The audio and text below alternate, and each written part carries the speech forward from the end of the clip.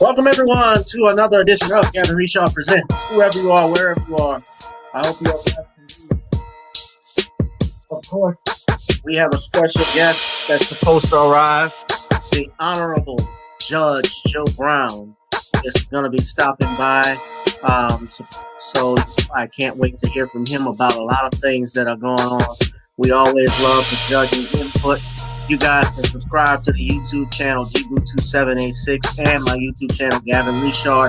You also check out Twitter and follow me at GavinRich2786. And those that are watching on Periscope right now, I want to thank you all for tuning in. We're going to be talking a lot today. There's a lot of things that are going on with censorship in particular. That's why I wanted to bring the judge on about those topics, including Donald Trump being suspended from Twitter. That's very interesting. Earlier today, even it was announced that Twitter has lost almost $5 billion in market value after they decided to ban Donald Trump. When you go woke, you get broke. In other news too, we're going to be talking about this thing at the Capitol. His brother Eugene Chapman. Chapman, of course, was the brother that you saw in the infamous video, I should say, of him walking around, running upstairs by himself, not even using his gun, but a baton to fight off a mob and to draw them away from the Senate floor, keep them away from the Senate because he's being hailed as a hero. We're going to go in depth about that. But I also want to talk about something else, too, that was on my mind that's very popular. Well, I shouldn't say popular, infamous, but this thing with Soho Karen. Reason why I want to, and that's very interesting, so I'll do that in a few. The reason why we want to talk about censorship, and of course it's not about whether you like a person or not, but rather about the right to express yourselves. Of course, that's something found in your Constitution. We champion civil rights. We champion the Bill of Rights because there's nothing like it on the earth in terms of government. As far as bills and rights are concerned, the United States is very unique in terms of its Constitution. We also know that that Constitution has never been the same and treated equally, especially as it pertains to black people in the United States, without a question. So tune in. We'll let this music play a little bit. I haven't done it in a while, and we'll get started in a few minutes, all right?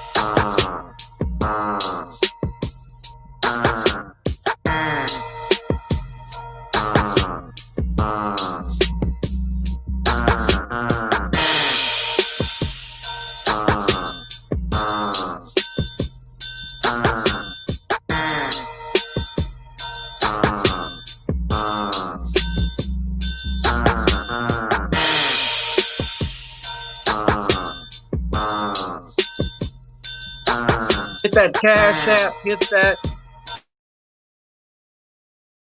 Google Pay, hit that PayPal. You will see that at the bottom of the ticker. Welcome again to another episode of Gavin Reshaw Presents.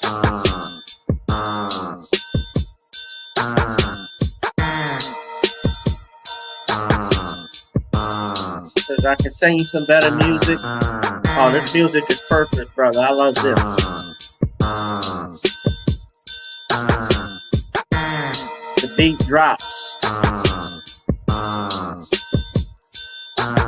Archibald, made it right.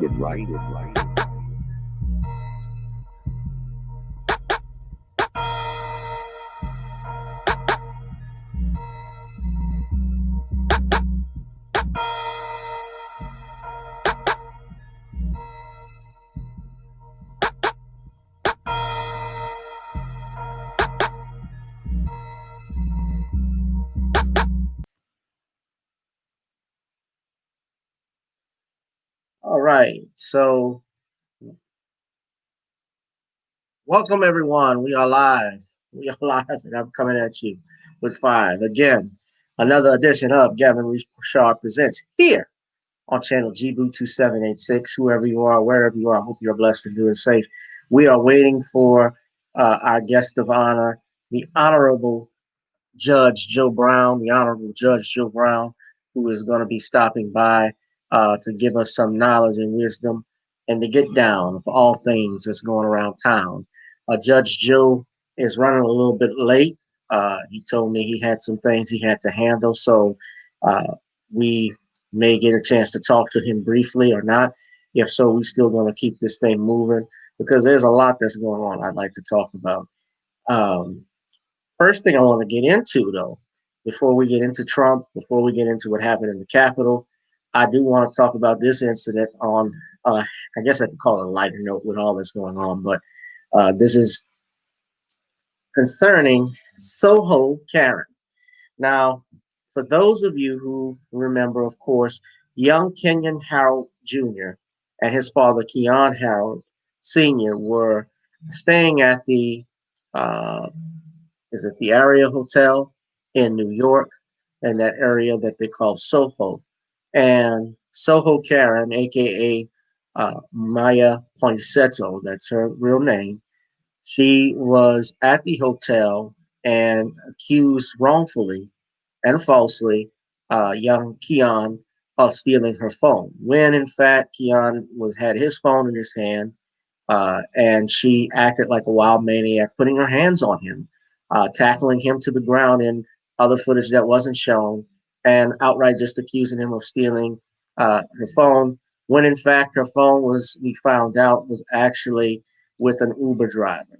You're going to see video footage, of course, of her interview with Gayle King, and apparently she incriminates herself and further proves how much of a nut job she is. So before we get into that, let me just say shout out to everyone that's watching. We got 7 people. I know, and this is going to relate to what's going on right now. I have damn near 600 followers on YouTube. And shout out to Nicole and Torian Rain. They were talking about this, how even she, who has almost 50,000 subscribers, literally her followers have complained about not getting any notifications when her videos and live streams drop. There have been complaints also from different people about not getting any notifications of video uploads. YouTube has put shadow bans on different uh, than various. Uh, I want to say if you want to use the term conscious uh, platforms, you can, but various platforms who do not consort to their agenda and to what they are trying to push, they have censored. They have literally censored them. They have put shadow bans on them. Last night, I was watching the Black Channel and the Black Authority, and I think no more than an hour of his show, immediately I got a blank screen on there saying that this live stream was no longer available, and I looked and looked and I couldn't find it. I heard Vicky Dillard even had her string pulled in the middle of her uh, actual live stream. So it has happened. YouTube has been on that, and we're going to talk in particular, if I get a chance with the judge, how hypocritical Twitter, YouTube, Facebook, and these other platforms are when it comes to banning Donald Trump, when they are, in fact, and this is my opinion, responsible for why Donald Trump came in power in the first place. And let's look at this. He's had a Twitter. He has had his Facebook account. And he has done and said a lot of things even before he was elected president. The things that he's talked about with regards to that crippled reporter, from other things such as about blacks, whether he's talked about Mexicans and the wall and so forth. He has always said these things, and he's always said them even on social media through Twitter, and yet no one complained about it. Twitter didn't block him then, and neither did Facebook. But yet you can put block him certainly after this incident happened, and ban Minister Farrakhan for not even saying remotely the things close to what Donald Trump has said and done. And that is the hypocrisy of YouTube and Facebook. I will get into that even more in a second because we will talk about what's happened with Twitter. But let us focus on what happened with Soho Karen and Gayle King. This is actually the arraignment. If you guys will take a look at this, and shout out to the sister.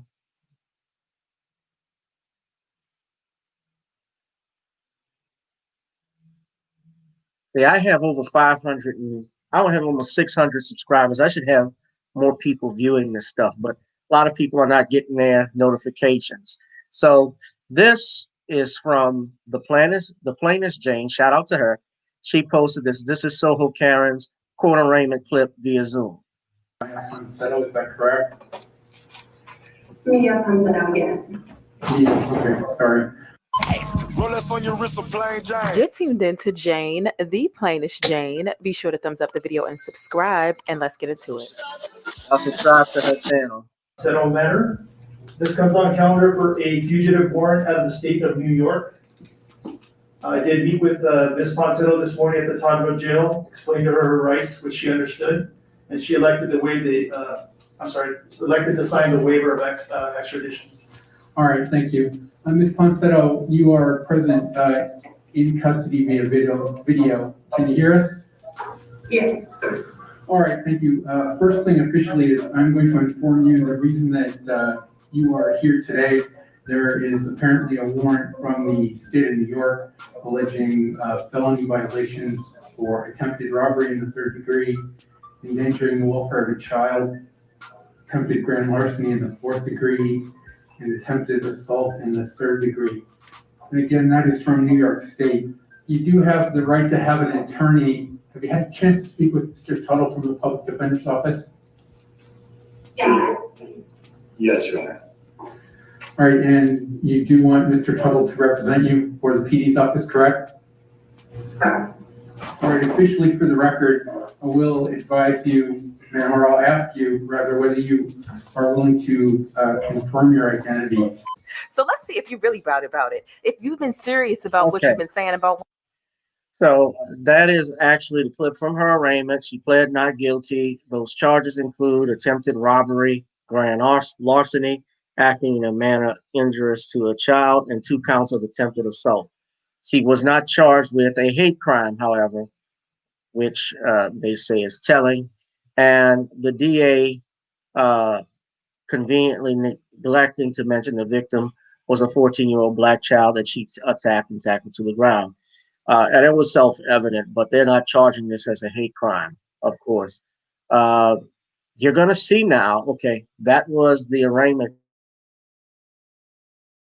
clip, but I'm going to show video that she did with the interview that she did with Gayle King.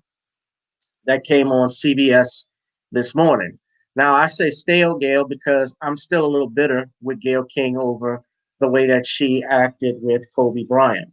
Gayle King, of course, it couldn't have happened better to anybody than Gayle King.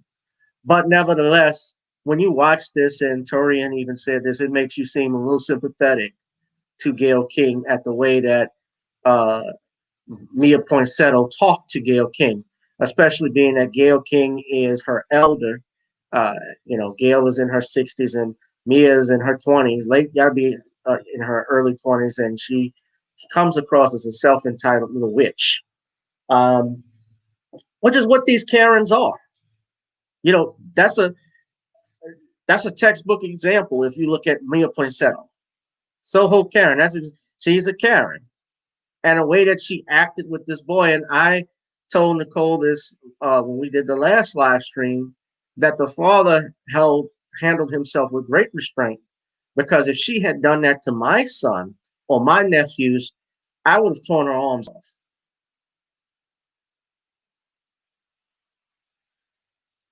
Fuck her. Bossa Queenie says, laugh out loud. I don't like Soho Karen, but Gayle King had it coming. Well, let's play the clip without further ado. Let us play the clip.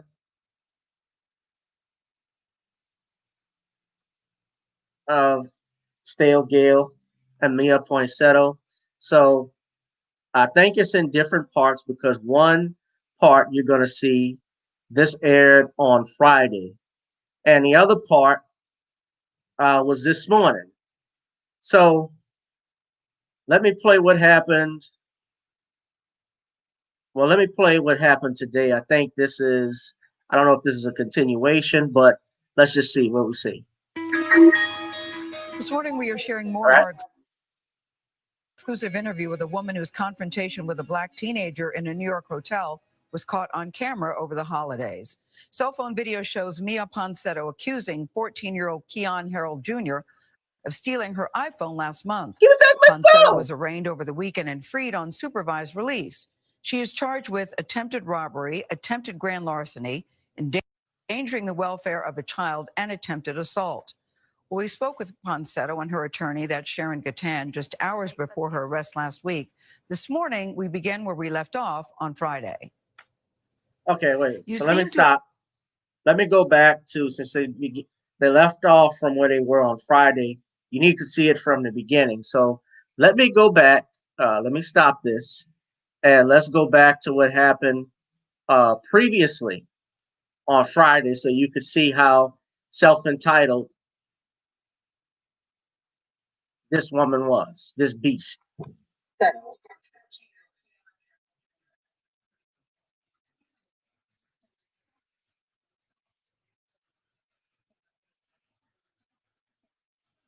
So this is the first video, okay? This is from Friday. What you see two black people? No, I'm not letting him walk away with my phone. My phone! My phone! Now, the video shows Ponsetto trying to stop the teenager from leaving the hotel lobby and then rushing toward them. Hotel surveillance video shows the 22-year-old woman tackling Keon Jr. Now, he never had the phone. It turned up several minutes later at the hotel. New York City detectives went to California yesterday to coordinate Ponsetto's arrest in connection with the confrontation. She was contacted at a traffic stop in Ventura County near Los Angeles. Officials say that police had to pull her out of the car when she refused to get out. Now, in an exclusive interview, we had just done that interview yesterday afternoon. Her lawyer spoke with us before she was arrested. They told us that NYPD had not yet contacted them. Mia, help me understand. What made you think that Keon had your phone? That's why I'm confused. Why did you think he had it? I was approaching the people that had been exiting the hotel because in my mind, anybody exiting is probably the one that might be the one that is trying to steal my phone. I admit. All right, hold on. Let me just say this. I don't believe that for a second. I think she saw dark chocolate. I think she was trying to cop a feel on a boy, all that tackling she was doing. She had, look at how she looks now, thinking of him. You wanted some milk chocolate, didn't you? Take a look. Yeah, look at her lawyer as well. Her lawyer's like, why am I doing this shit? You're going to see, too, the lawyer gets frustrated. The lawyer doesn't even say anything during this, but no, I think she was trying to cop a feel on the kid. The way she tackled him. She wanted to see if it's true. She was Madame von Ribbentrop from Blazing Saddles. Remember the late, great Madeline Kahn and Cleavon Little in that scene when they're in the dock? I want to know the German lady, the German singer. Is it true what they say? Is it true? Is it true? You hear the zipper. Whoop! It's true. It's true. Oh, it's true.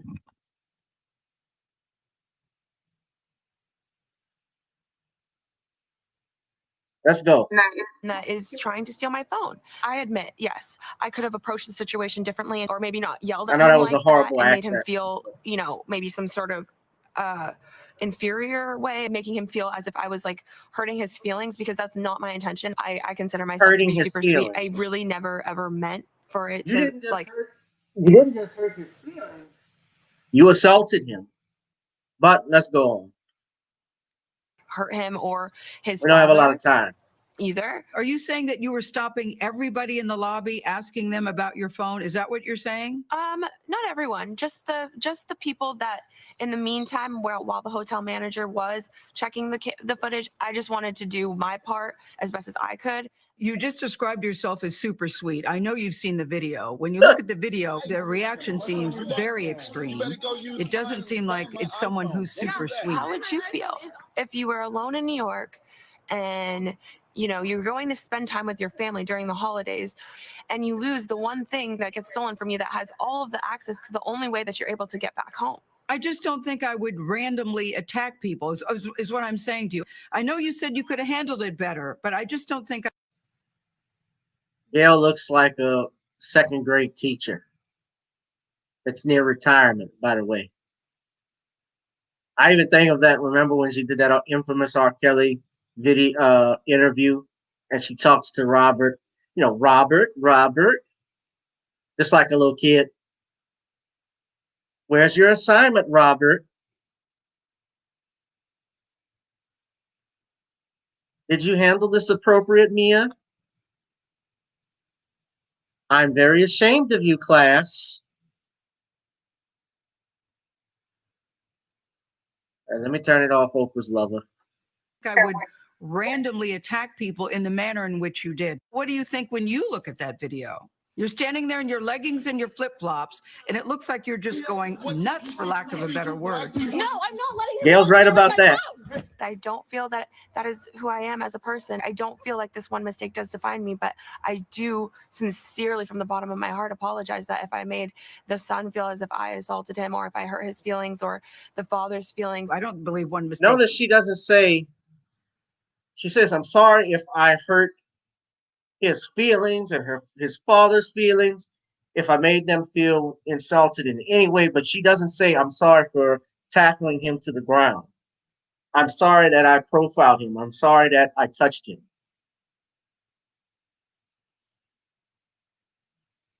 Did you notice that? I'm trying not to analyze this video much too longer, but I'm just going to let it play. I know I do my breakdowns on it, but you guys hear it for yourselves.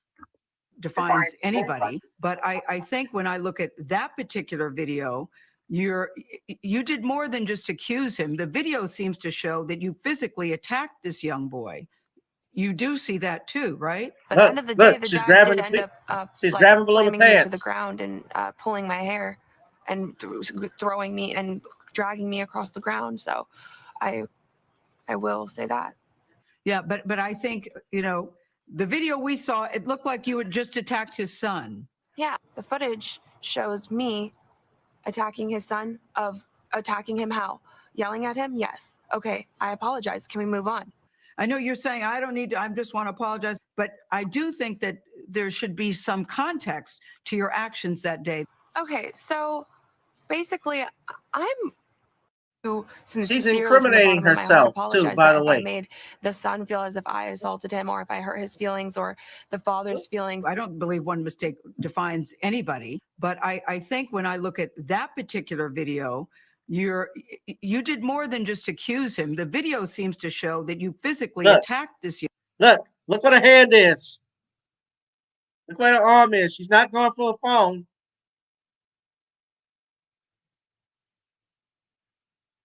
She's going for a dome.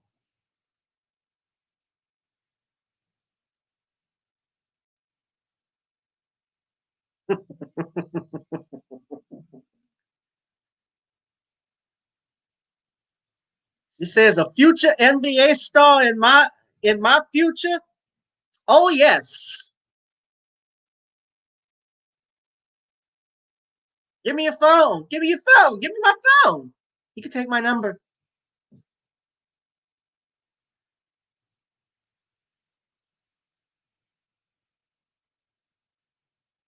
Look, young boy. That's not a phone grab. You do see that.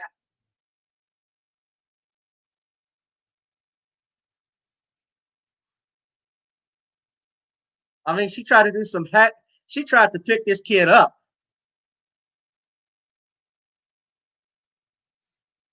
Some type of Roman Reigns WWE shit.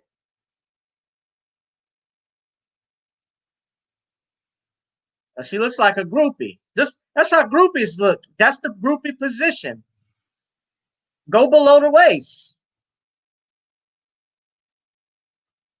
That too, right? But at the end of the day, the dad did end up like slamming me to the ground and pulling my I'd have hair slammed you too, and bitch. throwing me and dragging me across the ground. So I will say that.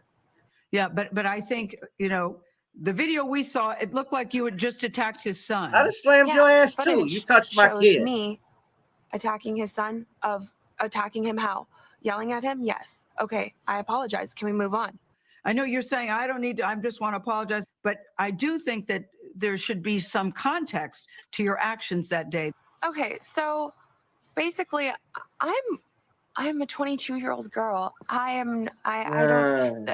racism is how is one girl accusing a guy Look at the about a lawyer. phone She hasn't even intervened yet. a crime? Where is the context in that? Mia, What is the deeper Mia, story it's here? not, that's not the problem. You have to at least understand your actions that day. You seem to have attacked this little boy, this young boy, this teenager. You seem to have attacked this teenager about the phone. And then it turned out he didn't even have your phone. Look, she's cutting her That's eyes the thing. away. I mean, you're saying, look, I'm 22 years old. You're 22 years Here old, but you comes. are old enough to know better. So I will say you're 22. All I right, get Gail, it. enough. Enough. The hotel. Oh, she put the hand. Oh, that's a perfect place to put it. Look at the lawyer now. Hold on. To know better. So I will Wait, say you're let me rewind 22. it. I All right, get Gail, it. enough. She put the hand out. Enough. There we go. The lawyer is like, you fucked up now, didn't you? You fucked up now, didn't you? You know that, huh?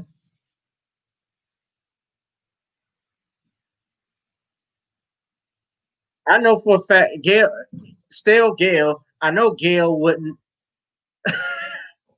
I know Gail for a fact probably would not have attacked this girl if she was right there. But sisters who are watching, y'all know when somebody puts the hand up like that, that is the ultimate disrespect. That is the epitome of telling you to shut the hell up. You put the hand up to a 60-year-old woman, 60-plus-year-old woman, a black woman at that.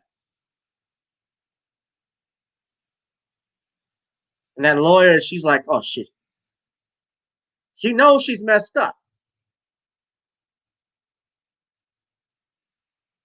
The lawyer knows she has messed up. Truly. I don't know why she didn't say anything. She's basically the client. She admitted what she did. She admitted what she did was wrong. She essentially admitted that yes, to what she was doing. She thought this was her phone. That's why she went at it.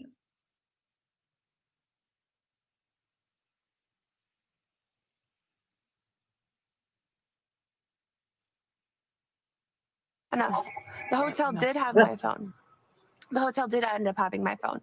I did get my belongings returned to me. All right. Oh, wow. All right, Gail. Enough. That was my favorite part. Enough. Now, the Herald family's lawyer released a statement I last got to night. say, it couldn't have happened to a better person than Gail. That was a little karma for Kobe.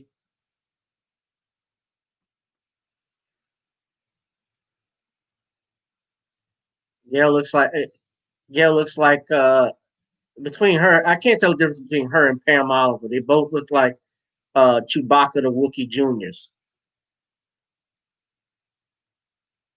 That damn wig is falling off on her head. I thought that was Cousin It from the Addams Family. But nevertheless, Gail got disrespected. Let me finish the video and I gotta play the other one. They said this is not about an apology from someone who until a few days ago was claiming she did nothing wrong and in fact alleged that Keon Harold Sr. had assaulted her, someone who targeted a 14-year-old black teenager because of the color of his skin. We'll have more of our interview with Miss Mia Ponsetto on Monday. You know, I actually felt for the attorney there who was really trying to help her. And then, you know, when she interjected, Mia would get upset about that. She insisted that she's not racial profiling. She has an explanation about that. And, you know, it was reported that an Uber driver returned the phone. She says that's not true. So she wanted to make an apology, but as I said to her in the interview, I'm not sure you're helping yourself. You put her foot in her mouth. He didn't have her phone. No, he did not. And he did not. Interesting choice of hat, by the way. Yeah. Also, the point is the video footage is pretty clear, and she doesn't seem quite ready to acknowledge what it shows. Her lawyer, Sharon, sitting by her side, tried to help her. It's interesting you would point out. Lawyer didn't do a thing. Sharon said, you know, you might want to remove that hat. Yeah. And she refused to do that too. So it was an interesting afternoon. Because she's a little self-entitled bitch. You know, I said, have Excuse me. NYPD been in touch with you? They had not. That's how she interesting acted. That right after that interview, that she was stopped and then arrested. Well, she said she didn't understand why it's a crime. Well, she might learn now. Yeah. It's a very sad story, though. Really, it is a very sad story. I think something sad about her and the fact that the trauma that she put forth.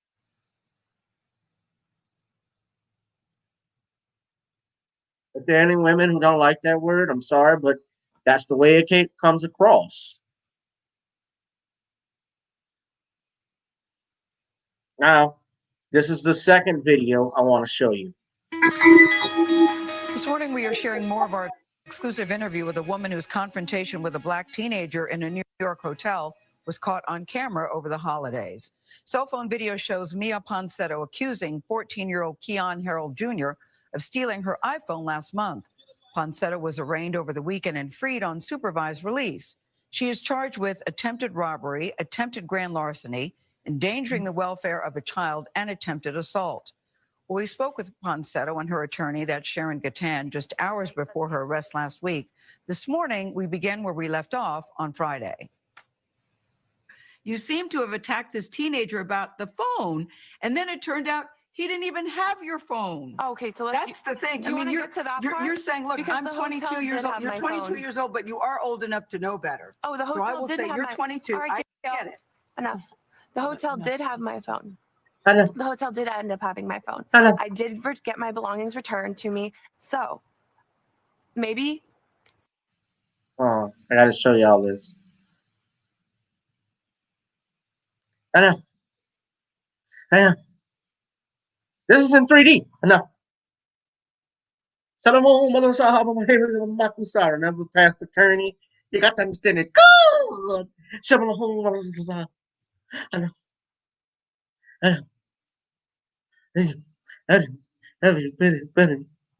Spirit fingers.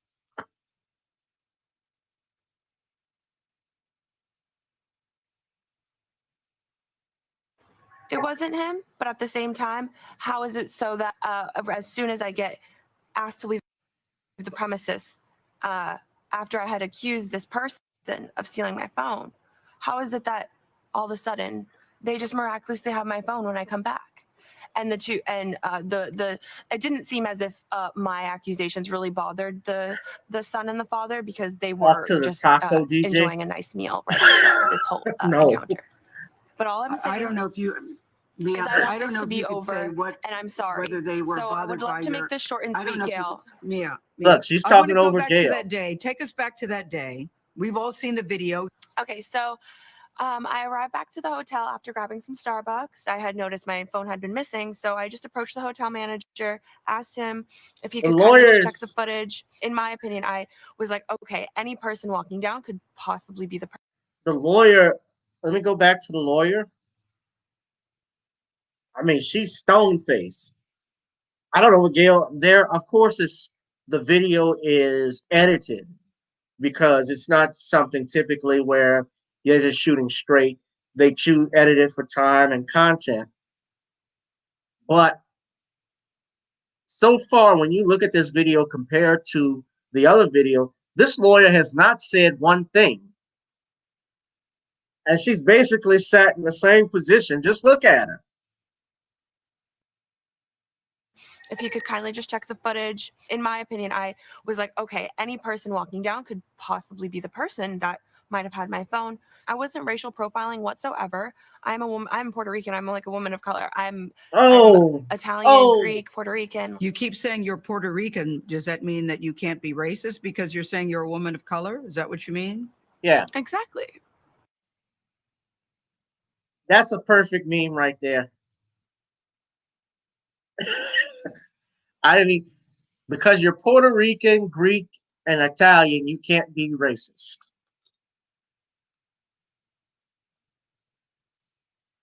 She is proving this is actually a good thing because the myth of the brown and black coalition is true. Remember that movie, the Congo, with Tim Curry? The myth of the killer imp is true. The myth of the black and brown coalition is true. It is a myth.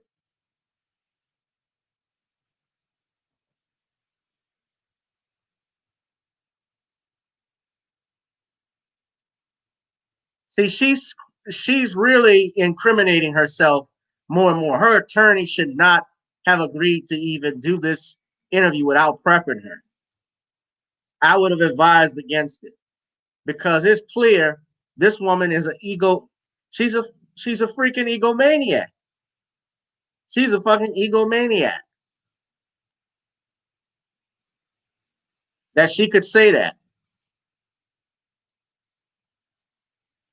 They got a lot of people who are of color. When we use terms like people of color, we know, for instance, in our communities, especially where black people will go and shop in, Arab store, grocery stores that are owned by people from the Arab community as well as the Asian community, how they get followed around all the time. I've been in clothing stores, for instance, that was owned by a Pakistani person, and my whole family got followed. When I was about 9 years old, my mother wanted us to go and get shirts from this store down in Lower Ninth Ward. It was owned by some Middle Easterners, Pakistani, Pakistan Arab. I don't know exactly the country of origin, national origin, but they weren't black. I know they came from Middle East. I don't even like using that term because that was a term coined in the 20th century, and that was basically used to create Israel and divide, Palestine and Israel and Saudi Arabia from the African continent. Their thing's deep. That's why, a lot of people don't know stuff like that. But getting back to Soho Karen, she's clearly putting her foot in her mouth.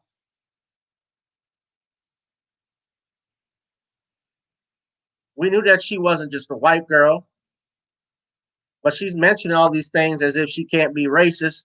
We know otherwise because they are in when many of these groups, especially those who are, come over from Asia, those that come from like India and so forth, in China, they identify with white supremacist culture. They identify with the dominant society, as Tariq Rashid would say. Hispanics in particular, not all, and I'm not saying and trying to generalize everybody to say every person is racist or every person is bad. No, I don't believe that. But I know there's a culture out there that certainly demonizes black. Let's continue the video. I would disagree that people of color can be racist too. Do you believe that you should pay a price for this? I don't feel that my accusation is a crime. But it's more than the accusation. It's the way that you tackled him. It seems you said that you look at that tape and that's not who you are. I think I could have just asked the hotel manager. So yes, I could have stepped aside, or the father and I, we immediately could have started just speaking at a lower tone, and probably that would have handled the whole situation a lot better. With all due respect, when Mr. Harold was talking to you, it seemed to me that he was responding to you because you had accused his son. I'm saying that both of us. I said both of us. You see two black people? No, I'm not letting him walk away. bottom line is this issue is much bigger than Now she speaks. I think Mia is appreciative thing. Attorney Sharon Gatan sat with Ponsetto That's through the Sharon entire Gatan. interview and wanted her client to feel empowered to tell her own story. But Gatan also felt it important to provide context on Ponsetto's state of mind at the time of the incident. So let me just boil it down. She was a 22-year-old woman alone in New York. No one is with her. Her entire contacts, flight arrangements, Wi-Fi, emails, Apple Pay, her funds, her money is all on that phone. She agreed that her behavior and her actions were definitely less than elegant, shall we say, and less than graceful and less than what anyone else would do. And she agreed, and she wouldn't have repeated it. It's been reported that your phone was returned to you by an Uber driver. Is that true? That is not true because I arrived at the hotel with my phone in my hand. Okay, who returned your phone to you? The hotel. So if you arrived with it in your hand, how did Keon get it if he's coming downstairs? Where did you misplace it at? And despite the fact that, yeah, and I know how lawyers do this because I'm a lawyer myself, she's doing her job. It doesn't change the fact that you still touched this kid. Now, honestly, the charges that she's facing, I know for a fact a lot of people wanted a hate crime charge, but I know for a fact they don't go through that because they got to prove each element beyond a reasonable doubt. I honestly don't think she's going to do a lot of time for something like this. But let's continue the video. Receptionist. Mia, where had the phone been? Why don't we ask the hotel receptionist? Mia, to be honest, I'm telling you, you seem to be not remorseful, to have no contrition, that you're almost a little flippant about this. You have to understand, for this teenage boy who says that he was shattered. I'm traumatized. You're traumatized too because. Yeah, and I'm sorry. I'm sorry from the bottom of my heart. He is honestly, he's 14, and that's what they're claiming. That's what they're claiming. I'm 22. I've lived probably just the same amount of life as him. Like honestly, I'm just as a kid at heart as he is. I feel sorry that I made the family go through like all of that stress, but at the same time, it wasn't just them going through that. I just don't think that you helped yourself by your behavior. When you looked at that video, what did you think? What did you think, Mia, when you looked at the video? You already asked me that in the beginning of the interview. I'm not going over it again. I with real questions and real heart and real sincere apologies. Let 2021 be the moment of healing. Seriously. All right. What would you want an interview with real questions? I'll give you the floor. What would you like us to know, Mia? That I'm sincerely sorry to the family and the dad and the son for making them feel as if I was racist towards them when that is not making them feel. She's not apologizing. During the interview, Ponsetto kept interrupting her attorney, and Sharon Gatan says her client went off script. According to her lawyer, Ponsetto was prepared for this interview. They had talked about it. They had gone over it. But the 22-year-old, she says, decided to disregard her advice. Ponsetto was due back in court in March. I really felt for the attorney. We cut out a lot of it because I think you already get a sense of Mia Ponsetto, but there was you get a sense. Gail really wants to say, Gail really wants to say, this bitch is crazy. Gail ain't trying to mess up that $30 million.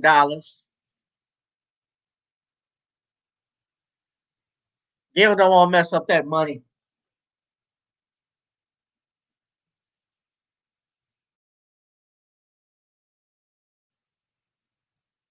Did y'all hear what she said? I'm 22. I'm 22. He's 14, and I've lived just as much the same amount of life as him. Y'all catch that? Notice again, she never apologized for tackling him. That never once came out of her mouth. It was, I'm sorry you feel that way.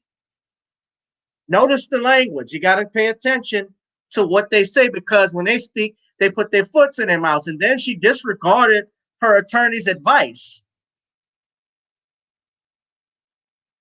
She disregarded her attorney's advice because she is a self-entitled. She's a self-entitled, you know what? I won't say it again. But let's just say the word that Snoop described Gail. Upon said it was due back in court in March. I really felt for the attorney. We cut out a lot of it because I think you already get a sense. What Gail really wanted to say was,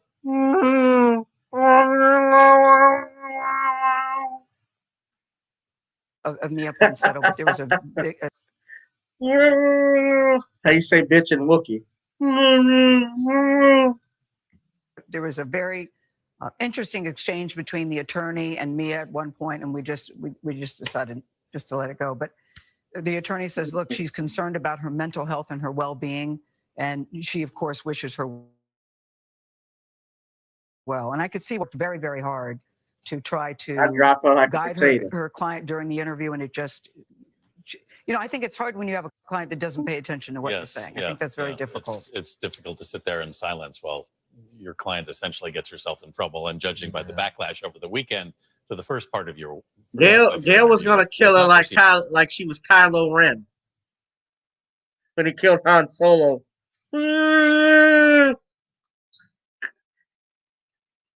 Yeah, I'm not sure if Mia really understands the gravity of this situation yet. I'm still not convinced. Once she was arrested, I think she probably figured that out. But we're in the keep shoveling still here. Yes. Yeah. Sort of open mouth, insert foot, and start sucking on those toes. It was a very tough situation. In our next hour, we're going to speak with the teenager's parents. They'll give us their reaction to Mia Ponsetto's apology and tell us how their son is coping with this very traumatic encounter. All right.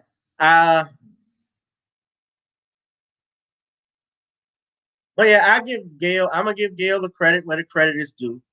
And I guess y'all want to hear the response by the parents. We were hearing from the parents of a 14-year-old teenager who was allegedly attacked by a woman in a New York hotel and then wrongly accused of taking her phone. Jazz musician Keon Harrell recorded this video of Mia Ponsetto approaching his son Keon Harrell Jr. and then falsely accusing him of stealing the phone. Surveillance video later shows her tackle the teenager to the ground. Ponsetto now faces a series of charges, including attempted assault. They came and got her from New York, too. What's up, Brother Tim? How he's coping with this very traumatic incident and for their reaction to her apology and arrest. I'm happy that she's been arrested, but that's only the first step in a very big conversation that needs to happen here in America that has to do with racial profiling. If I had done that, what Mia Ponsetto done to my son, I'd be in jail now. If I had hurt her in any way, I'd be in jail now. We wouldn't even be able to have this conversation. As a Black man, every day I walk outside, I have to play the perfect game, almost like throwing a no-hitter, just to be believed. No, you can't. No. I'm the manager of the hotel. I don't care. This is my son. The hotel has said, Keon, that they believe that it should have been handled differently. I'm so angry. I'm so angry at that hotel because this could have been de-escalated. I know she's de-escalated a long time ago. We talked to Mia Ponsetto, who said, I mean, she's doing too much. Like, she's been crying a lot. I've seen her on TV crying a lot. You know, then seeing them with Al Sharpton and Ben Crump, and well, you know, Al Sharpton more than anything. You know, I don't have any faith in Al Sharpton. You guys should know by now. Let's continue, because I spent a lot of time on this. Says, I am Puerto Rican. This was not racial profiling. I just really panicked because I didn't have my phone. She says race had nothing to do with this particular incident and certainly had nothing to do with her targeting your son. What do you think when you hear that? No one has to say the N-word for something to be an act of racism. Keon, you must have been stunned when you stepped off the elevator with your son. I'm still in shock, Gail. I'm still in shock. At this point, I work as hard as I possibly can just to put my son in the best scenarios, to give him a chance to win, to give him a chance to be a whole young man, a whole young boy, Black boy. And to be in our beloved New York City and this happened, I'm appalled. I am not asking you to justify your behavior or defend yourself against her. Please know that. But her version is that, I was grabbed. Pushing her away to protect my son, yes. I'm a man who don't believe in hurting women, first of all. Second of all, I do believe in protecting my son. So that is what I did. What do you all feel, or what do you make of her apology? Listen, I feel like her apology was, as genuine as... You're 22. I get it. Enough. It said a lot.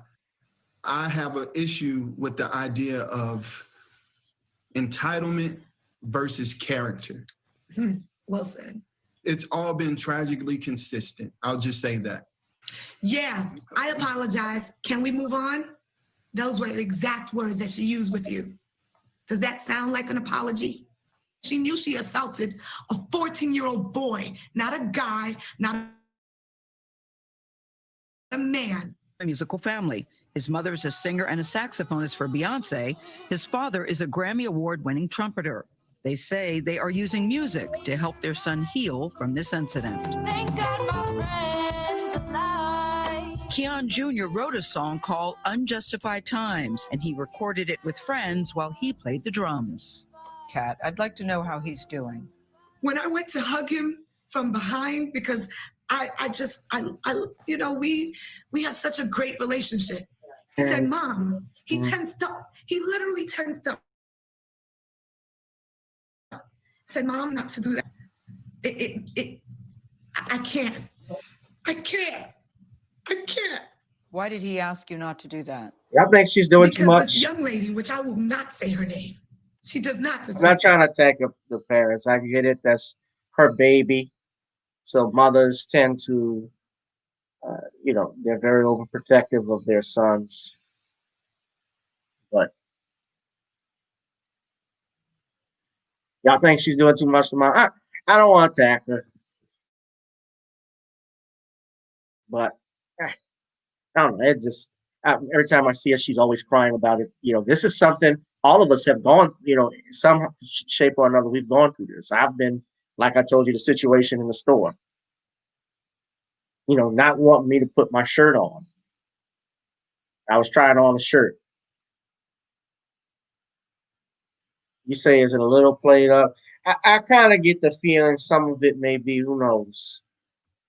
I know that they're represented by Mr. Crump, but again, I'm trying to be nice. I want to give them the benefit of the doubt because they're a very talented family, obviously, in the world of music. His mother is a saxophonist and Beyonce saxophonist, and his father is a Grammy Award winner. But then when I saw him playing the We Shall Overcome outside the National Action Headquarters, I was like, nah, I can't keep with him. But I'm gonna still fight for this son because, that couldn't have just been Keon Harold. That could have been my nephews.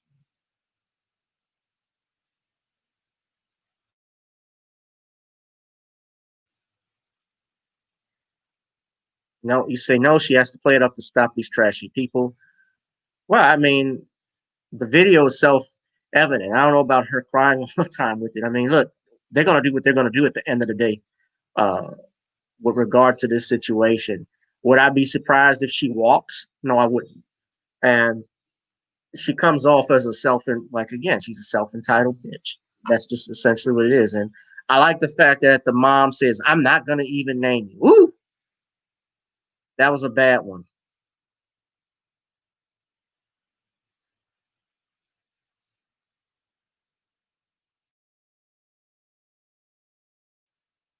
All right. So this young lady blindsided him in the hotel. He keeps on asking the question, why? Like, why me, Mom? I wouldn't steal anything. I didn't know her. Why? As a mother, to have to answer that question. It's tough to look in her being arrested more than what it is, because the person who killed Trayvon Martin is free. The person who blamed Emmett Till is still alive. Things could have gone another way. What does justice look like for your family? at this point for the both of you? Justice, I think the idea of justice, just like the idea of the apology, is so much more than just saying I'm sorry, because people can say I'm sorry and it's empty. Justice has to do with change. Yeah, my heart really went out to them because you can still feel the pain. You can still know that their son is still very shattered. They said he can't even look at his phone anymore because there's so much information that comes. You know, he's in therapy. His family has him in therapy, and you know, they're both still traumatized too, still reeling from it. Ben Crump represents him and saying it will send a message that just because this woman, who appeared to be a white woman, she's now saying she's Puerto Rican, was believed over the word of the people, of the father and son who said, look, we didn't do this. And she's right, that it could have been de-escalated. You know, on the tape, you can hear Keon Sr. saying, you know, do the iPhone feature. Do the iPhone, find my iPhone feature. It would have solved it just right then and there. Yeah. Well, and if you lose your phone, do you go up to some random person and attack them? No. I don't intend to start doing that. No, I don't think that's there's so many layers of wrong here. Right. All right. So I spent enough time on that, but that's the latest with Soho Karen. And you know, I don't know if she's going to do full time with this thing. Obviously, I was breaking the video down. I didn't want to spend too much time on it because we were trying to get into our next topic with the Capitol. But honestly, yeah, I wouldn't be surprised if she walks from this. I see some people don't think that she's playing it. You know, she said how to play it up to put these people away. That's what C.Q. Lane said. And also, Queenie, you think it was a little played up. Yeah, I kind of got the same thing. You know, again, just the situation at hand. But anyway, let me stop that. I want to talk about this because I was hoping we would get the judge on. I know that he has had some type of emergency that he was doing, so I don't believe. I just spoke to him on the phone about an hour ago. He was supposed to come on and he's going to notify me whether he would have been able to or not. But I know that he's dealing with, so I don't think that he's will be dropping in at this particular point. But what I want to do, of course, move on and talk about something else. Uh, you guys, of course, have heard the news that Trump's account on Twitter had been blocked. They have permanently banned Donald Trump from Twitter, as well as Facebook, as well as Instagram and other social media platforms. He cannot tweet under his Donald J. Trump name. His official account, his 45 account with Twitter, his presidential account, meaning which is separate. And that's another thing. Trump has been breaking the rules for a while because he was tweeting things on uh, his personal Twitter account. He was tweeting about governments, you know, what they were planning to do with the government issues and government policies that relating to those things on his personal phone, which is not legal, but he was getting away with it for a while. Nobody said anyway.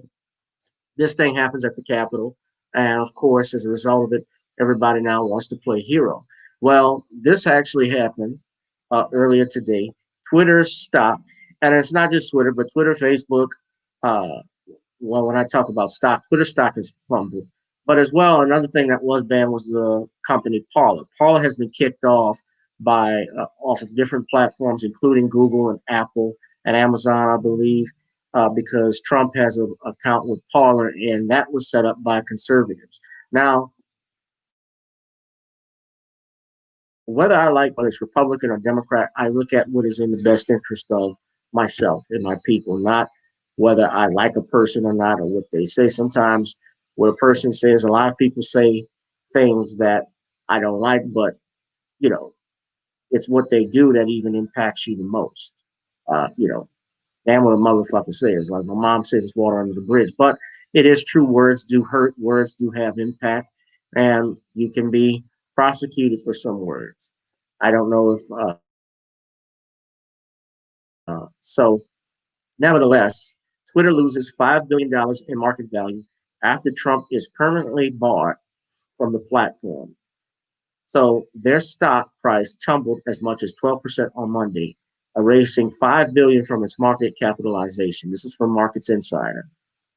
Uh, the tumble followed the social media group's permanent suspension of President Donald Trump's account on Friday. After close review of recent tweets from the real Donald Trump account and the context around them, we have permanently suspended the account due to risk of further incitement of Twitter said. Trump, who has had about 88 million followers, generated enormous publicity for the platform with his controversial and incendiary tweets over the past 6 years. So, for the past 6 years, let's look at this. Trump has been on Twitter saying a lot of things. Remember the videos, the things he's tweeted, especially about, of course, to grab him by the puss, which was a video that was leaked out from 10 years ago. It wasn't put on Twitter, but that was leaked out to the press during the election. And they had that for a long time. If they wanted to release it, they could have. They didn't. You also talk about the things he's did with regards to the, whether it's the ice bucket challenge, whether it's his comments about uh, building a wall, incendiary tweets he's made about blacks. I remember he talked about how the blacks love me. That was something even made back in before when Twitter was just kicking off. I think beyond 6 years, he has been on Twitter. He's always said things about people. The stuff he talked about. Was it Megan Kelly or whoever it was? He was talking about one of the moderators at the Republican debates back in 2016. He's always said and done shit. What's the difference? People say, well, the difference now is he incited a felony, he incited a riot. Well, you got to look at the actual terms and things that he said. He gave an hour-long speech. And again, this is not me defending Donald Trump. This is not me condoning what he has done and said. And certainly he has his followers who are racist. He has his followers who are insane. There are black people, again, who have voted for him. And that was because they weren't interested in what he said. It's like they were interested in the policies that were beneficial to them and the fact that they were being neglected by the Democrats. You see, I call out the Democrats as much as I call out the Republicans. I don't just sit and think that I belong to a particular political party. And unfortunately, we have people who think you got to think a certain way, and it doesn't work that way. It does not work that way.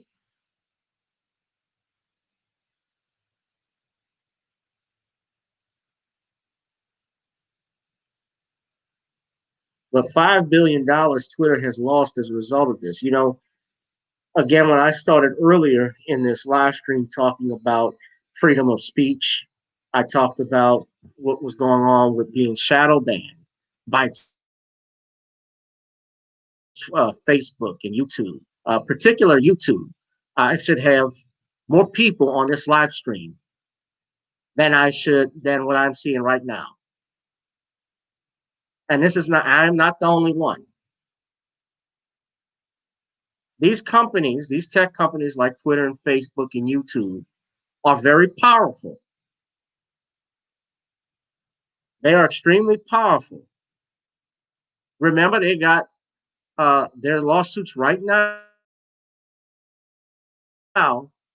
filed against Facebook by 46 different states, including U.S. territories like Guam and Puerto Rico, over their practices, antitrust violations. I've been suspended on Twitter for standing up for playing the dozens with a white supremacist. I got banned for a whole week. And you go on Twitter right now, I'm sure I know for a fact you can find porn on there. Well, ask me how I know. But y'all think of this, $5 billion you lost, which I'm sure they're not happy about. Now, some people say, well, that's different than, that's different than what you inciting a felony. Well,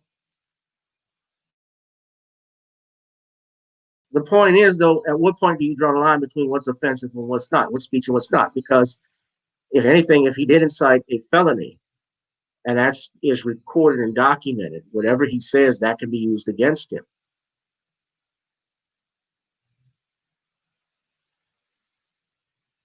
But that has happened to me where I've been suspended. I'm wondering whether we draw the line with this, because it's not about Donald Trump, and people think that's about me supporting Trump.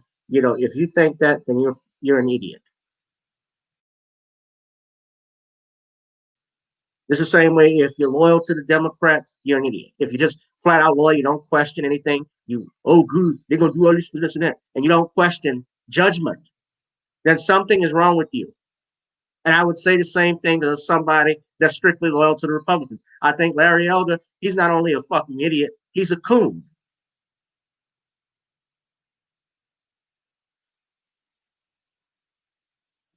I saw what Larry Elder said about the Capitol, how they treat it differently from Black Lives Matter. Well,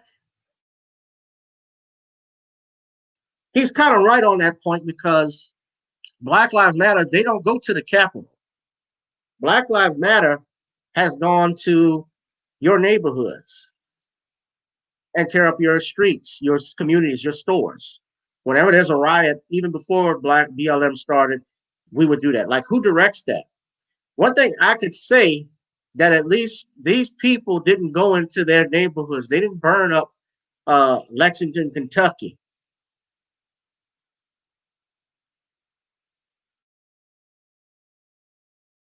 Or start. They went and called all of them out. And you notice those Negroes who stood by these representatives who have been traitors, who have not done anything positive for our community in the last 20 plus years or more, that just keep getting reelected and not have been calling for help. Old Jim Clyburn, who said, Biden don't have to do nothing for me or for my people, just look out for my children and grandchildren. Never asked for nothing, never talked about developing programs for young Black kids to get them into things with engineering, nothing on reparations, nothing like that. Remember when the brother asked Clyburn about reparations and he pushed the phone out of his face? Now you're scared because they're talking about whether this was an inside job. I'll get to that in a minute. But we are in, when I talked about that, where you're trying to control speech, of course, I don't want to listen to anything a Nazi says. I don't have to listen to, I'm not interested in listening to what David Duke says. But then again, perhaps I would like to hear what Richard Spencer is doing. And you want to know why I say that? Is because I always want to know what my enemy is up to so I can stay 10 spots ahead of him. You want to be 10 steps ahead of Richard Spencer. He was arguably the leading white supremacist in his country. He mobilized that march in Charlottesville. And of course, he was Donald Trump's main supporter. And I know in this past election, he endorsed Joe Biden.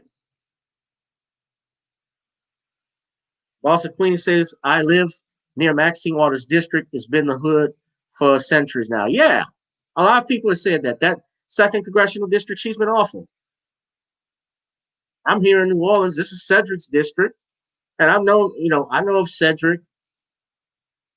What has he what have these people advocated here in New Orleans East? We got a whole homeless population under the I-10 bridge.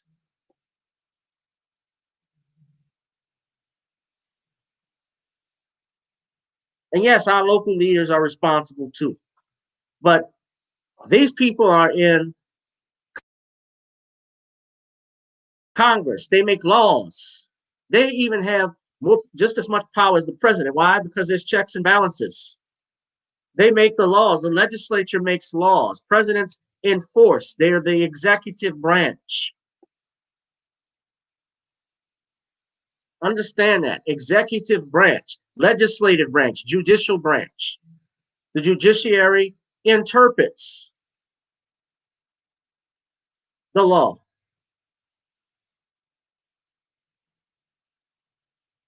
We have to be careful with banning things. You know, Dr. Boyce Watkins talked about why he's on Parler. I was talking with Judge about it. I want to get Judge's opinion, why it mattered that Twitter banned Trump, why we should be worried. And he said it flat out. It's because, remember something very interesting that happened a couple of years ago when they sued Trump over his personal Twitter account because they wanted to see, he had blocked several people from his platform. And the judges, the federal judges, actually ruled in favor of Trump because they said, well, you made this is a public platform. While you may be a private company, you open it public for dialogue.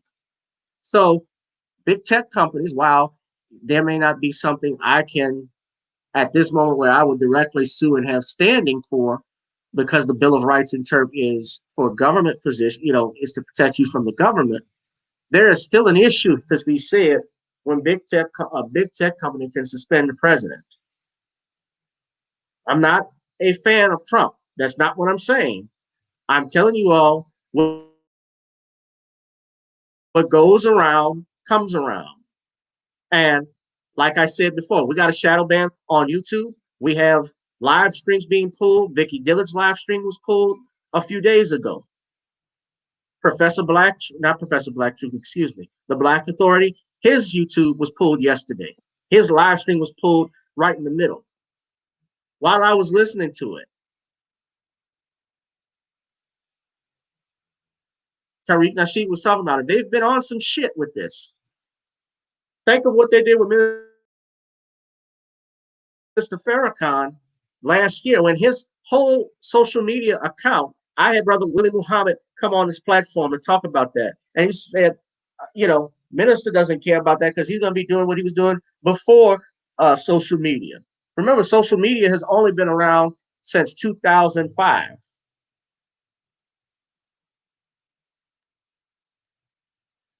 Roughly around 2005 is when Facebook got started. We didn't have, of course, if you want to say Yahoo, and we had stuff like that, where you could have those groups. But other than that, we didn't have a YouTube. We didn't have social media or anything like that. Our days of social media was, being in school, gossip. When you heard gossip as a kid about who liked who or who got in trouble. That stuff was that floated around all through the school. That was our idea of social media.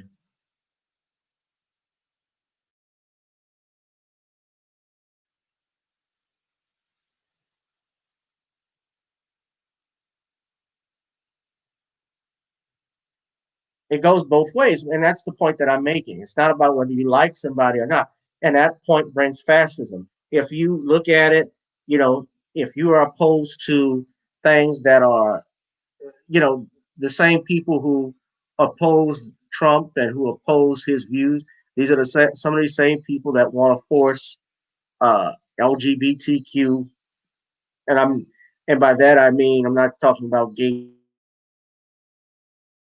people, but the agenda, a militant agenda that they want to force on people, to say you will accept this, attack Christians, attack Black people, attack those that have a difference in opinion.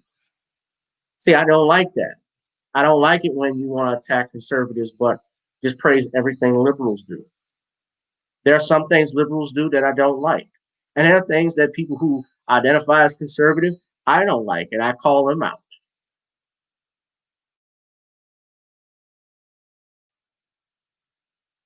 I think it's funny that somebody like Larry Elder, who made those comments, I'm just going to spend a little time on it, but y'all know who, especially Boston Queenie, you know who that square-headed fool Larry Elder is. He's been around for a long time.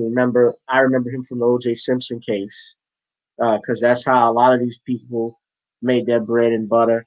And practically any and everything that is against black people, he goes along with. He doesn't have. He seems like he doesn't think on his own, and where he comes from is from a point of self-hatred. And I find it interesting. He'll support. I was reading. He supported things like he supports, you know, policies like that. He'll support LGBTQ. He'll support. I just find it funny when people will support other groups but not their own. You support gay marriage, but you don't support affirmative action for black people.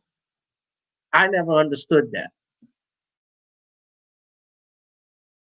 You understand what I'm saying?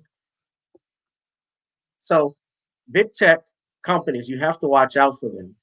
And you see now the stock market is not agreeing with Twitter as a result of this move. And I just explained to you why it is a threat to freedom of speech, because with freedom of speech, we are slowly becoming a fascist country. You know, if there is censorship, then fascism is not far behind. Yeah, yeah. Larry Elder's a punk. He's a white man's stooge. That's the way I look at Larry Elder.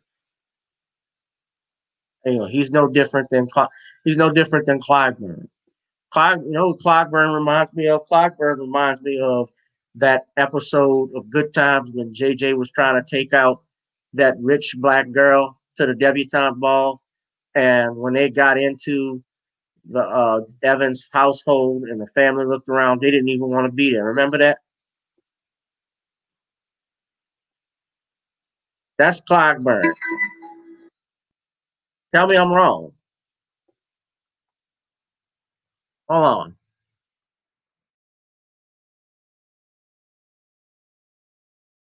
Let's see if I can find that episode.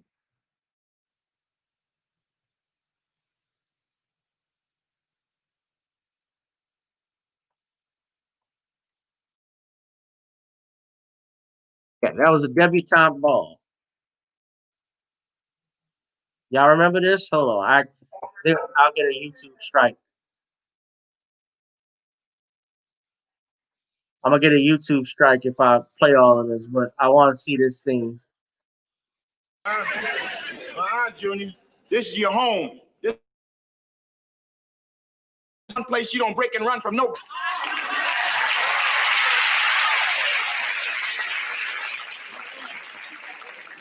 I think I'd rather, Dad. I said, come back here, Junior. How do y'all do? Can I offer y'all some Kool-Aid? Junior, you don't offer Kool-Aid to Mr. and Mrs. Oreo.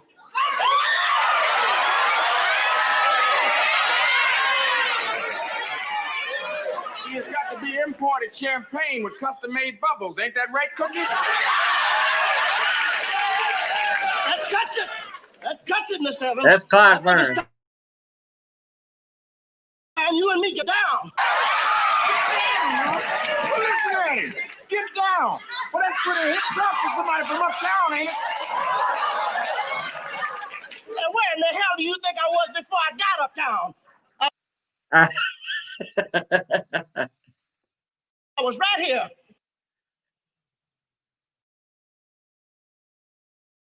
He looked just like him. Remember this too. He was that same character actor. He died, I think, in the 70s, but he was in an episode of Jeffersons. Remember when he was talking about getting off welfare, and George kicked him out. Learn to conduct yourself proper in a man's home, then we could talk business.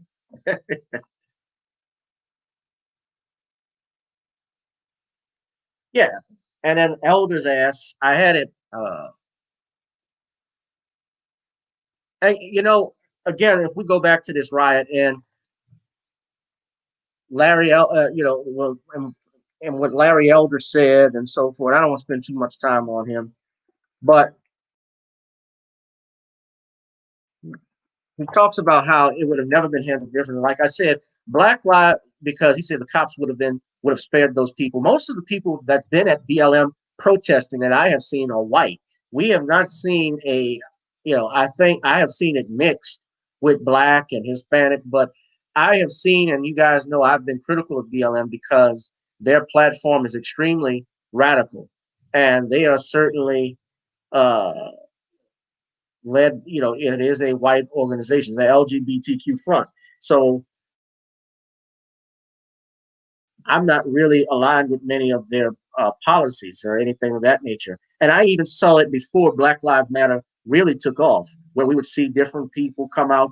Whenever we were protesting, I would see somebody holding Socialist Party signs and Communist Party signs of that nature. They always come out and try to mix in with us and mingle and hand out all of these pamphlets and literature that I would get.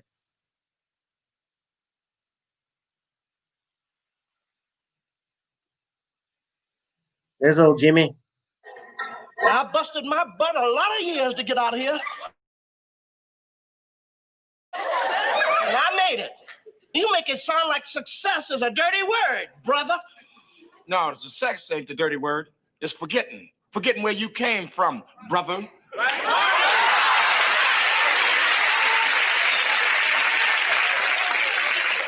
right I'm forgetting. I don't want to know the stink of the ghetto no more. And that goes for my wife and my daughter. But what the hell you think I want for my family, man?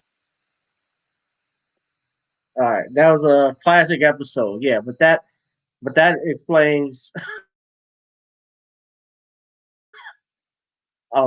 people that have that mindset. Like, I got mine, you should get yours. And when I look at the riot, the protesters that were out there, I shouldn't just say protesters. They were rioters and looters, like they did us. And there were some people who were protesting, but there are people. I look at it on this side. This Congress has failed in its representation of the American people. You think of it, millions of, they debated for the last several months as to whether or not to the American people, another stimulus check. And instead, in this COVID relief bill that they were passing and going to put on Trump's desk, they included, billions of dollars to different nations, a spending bill. It wasn't a COVID relief bill. If you're going to call it a COVID relief bill, then you need to be a COVID relief bill for the American people, not gender study programs for Pakistan, money to go into Libya, which you've already fucked up when you killed Muammar Gaddafi by president under Barack Obama, along with Hillary Clinton and Joe Biden.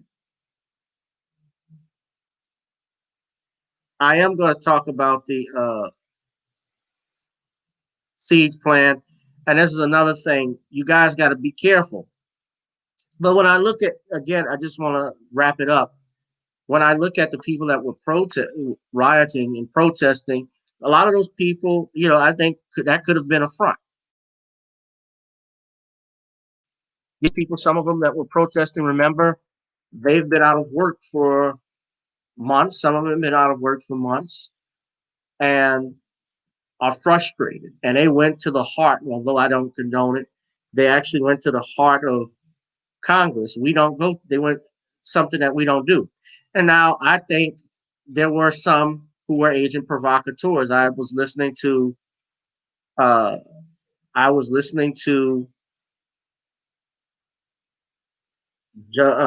Dr. Boyce Watkins talking to Angela Stanton King, where she said she saw, I believe it was gasoline and propane tank. Well,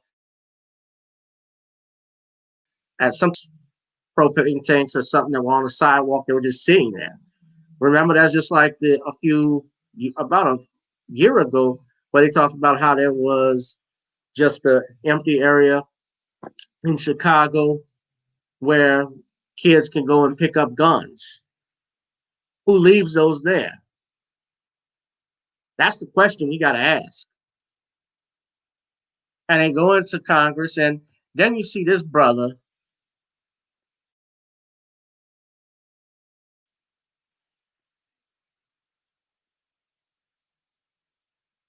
Hold on, let me see if I can get the video. You're gonna see the picture of him, but Eugene Goodman was the brother that he's being held a hero, which he is, because he was a lone officer that faced down that mob and diverted them away from the Senate floor. Let me put that up. I'm not because I'm about to get out of here. All right. I'm about to, but this is the actual trying to play the video.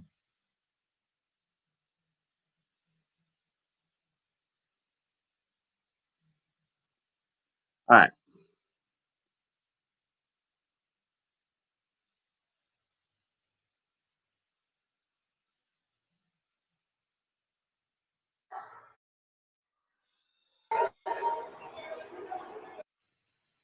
Let me know if y'all can.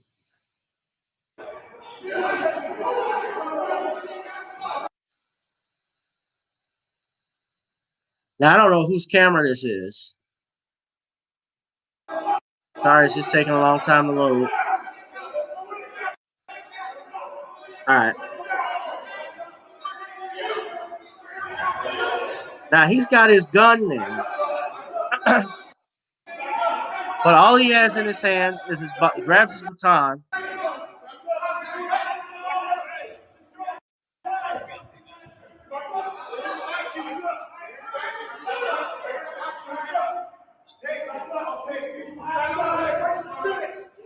Second floor.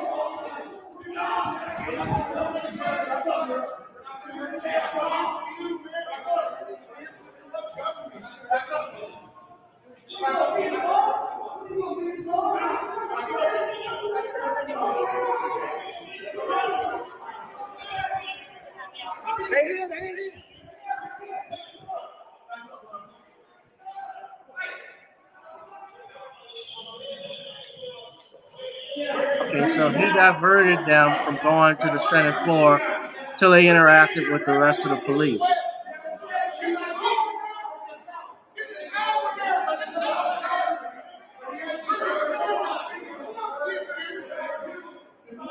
Okay, so that was Eugene Goodman. That was the brother that you saw in that video. And he's being hailed as a hero. If they left him alone, Eugene, brother, I would think of either they quitting or getting a raise, probably doubling your salary, because you richly deserved it for doing your job. And Capitol Police, I already showed a video when I was here with brothers Sean James and Pastor Clenard Childress. The last episode we did, we talked about how some of it looked staged because we saw the videos of the police officers actually opening up the doors, open up the gates. There's a video supposedly of I don't know how true it is, and I haven't looked at it, but I saw a headline of appear to be a congressman, people in, letting the rioters in. And then we found, yes, this is a West Virginia. Okay. And that's what Clyde Byrne was talking about.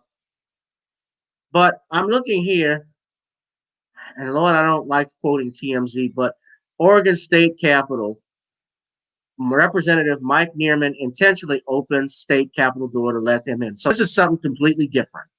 Okay, supposedly. This is something completely different.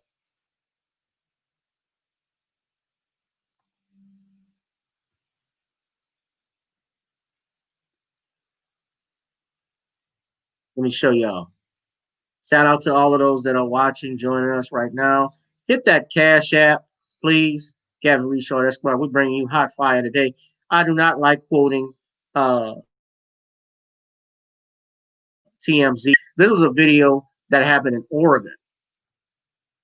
This happened in Oregon a couple of days ago, and supposedly these were pro-Trump supporters. This is at the Oregon Capitol. Now, bear in mind,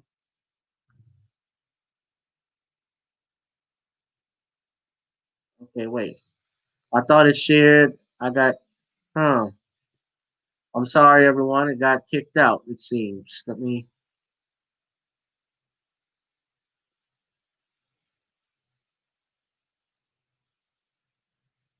okay. I mean, these people are getting arrested too that were out at the riots. I mean, they had one, they're not getting on airplanes and so forth for being flight, for the non boarding list. Okay, it's not loading, but this representative purposefully was caught on civilians to the state capitol.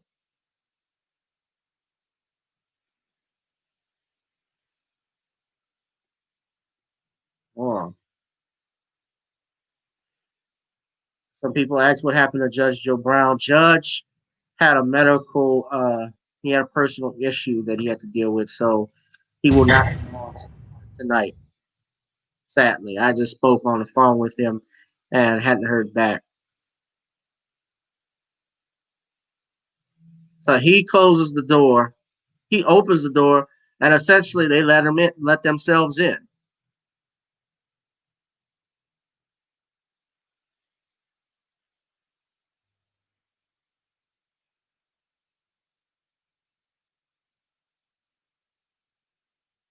There's no sound.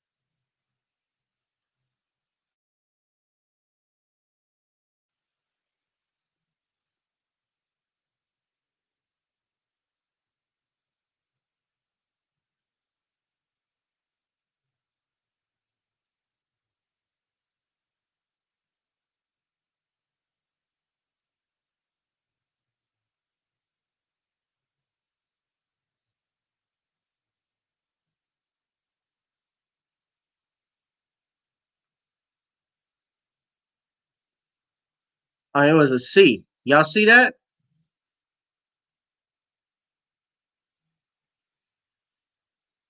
Let's go back. Hold on.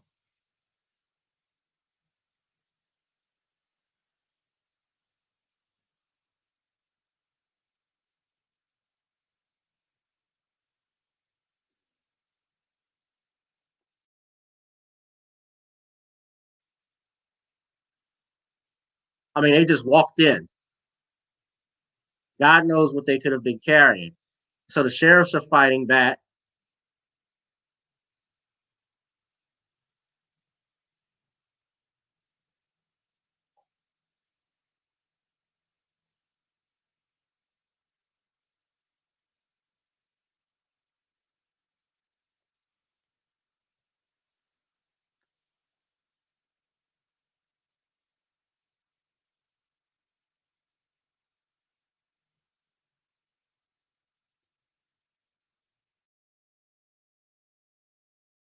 Okay, y'all.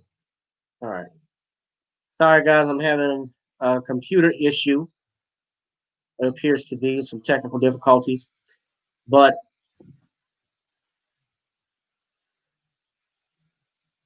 all right, I'm gonna stop it. But you guys get the picture. And speaking of capitals, there is a plan for a counter protest. I don't know if you want to even use the term protest, but there is going to be protests going on in all 50 states at every capital. This was reported earlier. This went out from ABC News.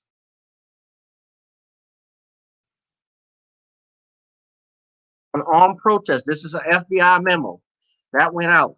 It. I'm going to show it for you all. I'm going to try and share the screen.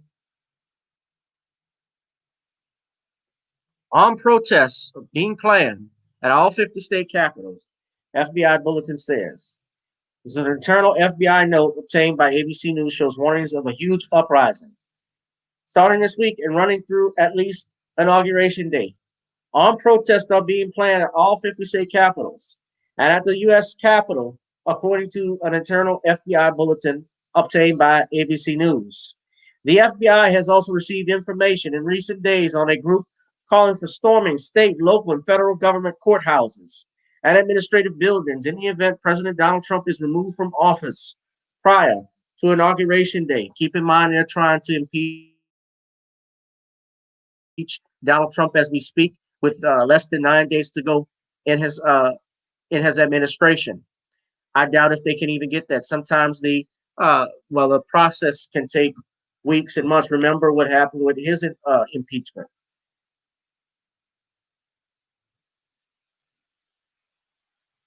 The FBI received information about an identified armed group intended to travel to Washington, D.C. on January 16th, the bulletin read. They have warned that if Congress attempts to remove quotas via the 25th Amendment, a huge uprising will occur. Federal law enforcement officials have advised police agencies to increase their security posture at state houses around the country following the riot at the U.S. Capitol, law enforcement sources told ABC. I won't say too much and go further, but you guys can pull up this article. I will leave it in the comment box. But another thing, too, I forgot to mention this about the free speech issue with Twitter and how hypocritical they are. Remember, there were calls, even a hashtag saying hang Pence. Well, by law, and I'm not a Mike Pence fan at all. I think he would be even worse than Donald Trump. But by law, threatening a federal official, any federal official is an offense, and yet alone the vice president. They did not censor that, just for the record. That was trending. So who is trying to create these uprisings? We have to be careful. But that is the article. There's a actual plan for a rally in all 50 states.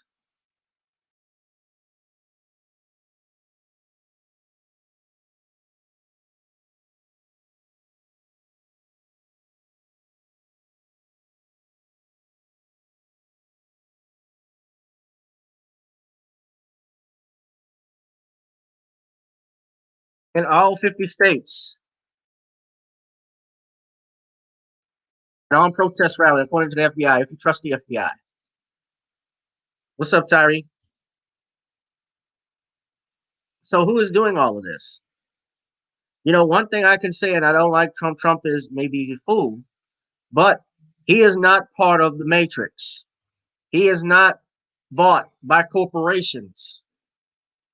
And those in power, those that run our elections, know this. And so that is why he is what I call, he's not a true Republican, he's an independent. He's actually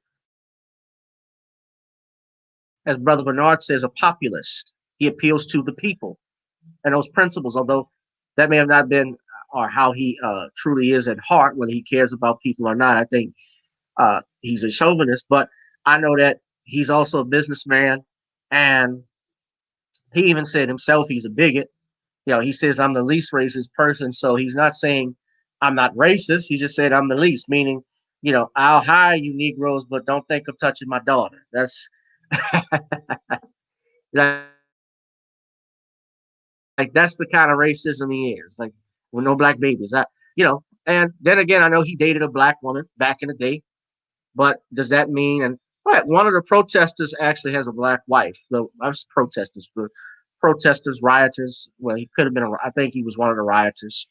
That was out there, and just because you have someone you sleep with that's of the different race, that doesn't mean that you don't hate black people. Of course, we know better.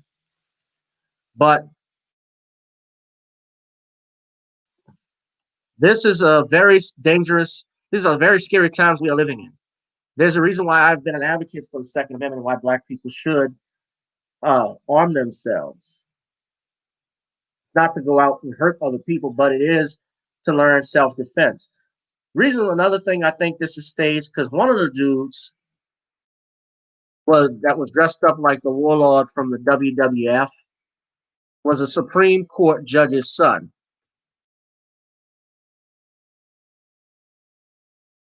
from New York,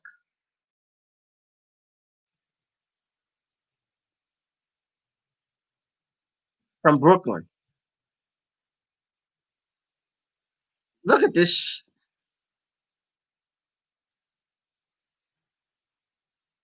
He's not. That's not the one I'm talking about. Well, that's him, but I thought it was the other one with the face paint, like the Buffalo Bill. He was selling the Buffalo Bills, getting past that, getting a wild card berth, getting the second seed.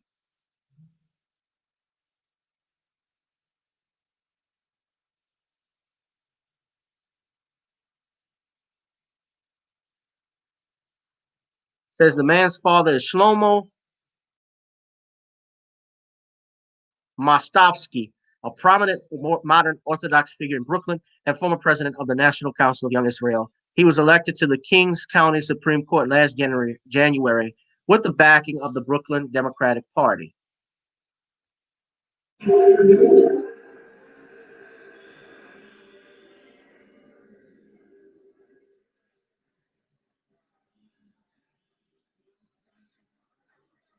These guys don't care about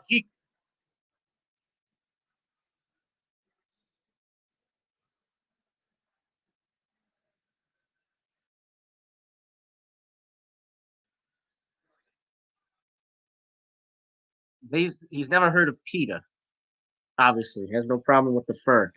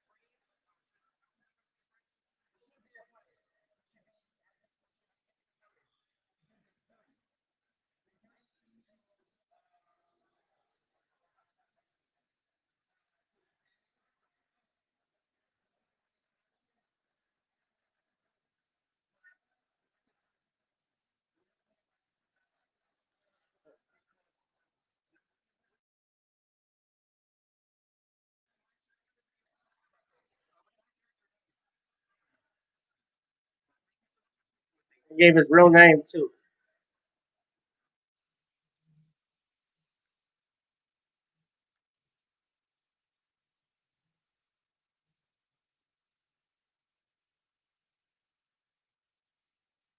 All right.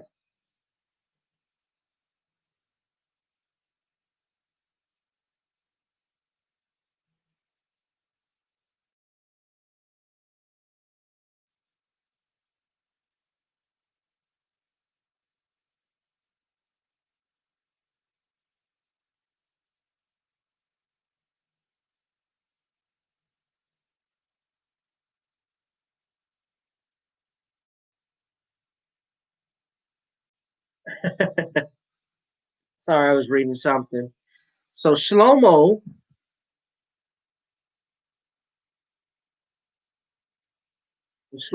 son. I remember that was Shlomo, like the movie Lucky Number 11. Shlomo was the rabbi that was the mafia, the Jewish mafia boss, played by Ben Kingsley. Shlomo Jr., Aaron,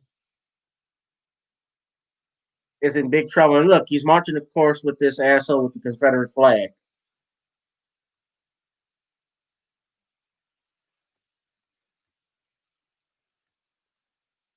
There he is. That's the guy I was talking about. That's the warlord. You say it like Howard Finkel. Coming down the aisle with his manager, the Dr. Scout sick, weighing in at 204 pounds with 100 that's firm.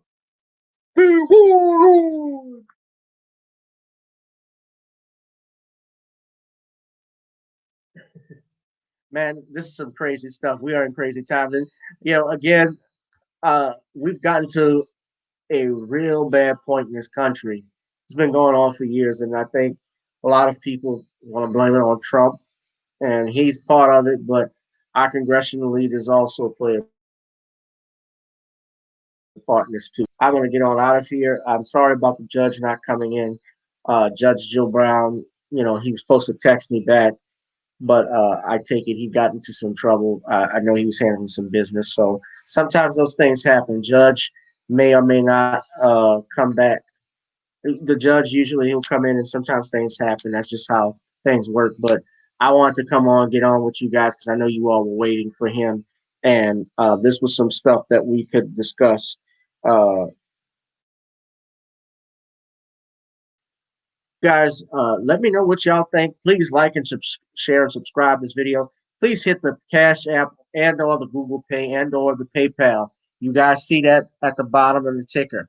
It's important to keep funding this movement, to keep funding me, because eventually I want to get on Patreon, which I am on Patreon, and put more views, increase more views and live stream and get away from things like YouTube, because I feel that the leadership has not been going well.